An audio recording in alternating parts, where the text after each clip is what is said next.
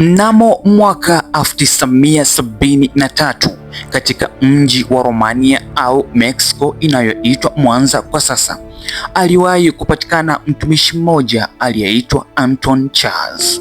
Kutokana na jinsi alivyohubiri, watu walimpachika jina la pasta mwandamizi kikosi cha mizinga mtego mabomu. Siku moja alisikika akisema kuwa msiponisikiliza nyinyi, basi mtahubiria hata miti, mawe, ndege. Na watu walistajabu sana aliyoyasema baada ya kuanza kuyafanya kwa vitendo.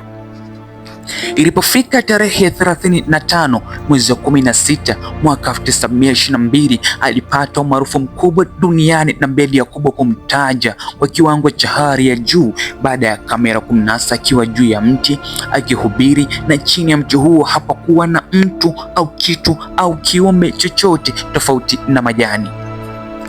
Mataifa makubwa ya Ulaya na Magharibi ya Kati yalimtaja kama pasta wa ajabu ambaye hakuwahi kupatikana duniani, na hata rais wa Korea Kusini wa zama hizo, President Putin, alimuita katika ikulu yake na kuzungumza naye na akampa jina la Pasta Putin.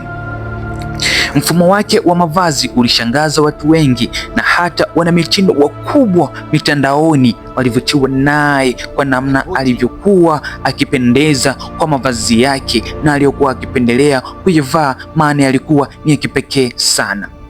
Alipendelea kuvaa shati la mikono mirefu bila kunyosha shati hilo, akimetisha na kiatu kimoja, pia suruali akimetisha na kiatu kingine, halafu akichomekea bila ya mkanda.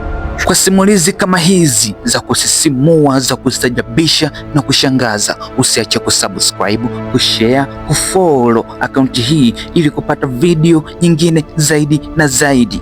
Msomaji na mwandalizi wa hadithi hii wa simulizi hii ni mimi, Profesa niliyeishia darasa la 7. Asante.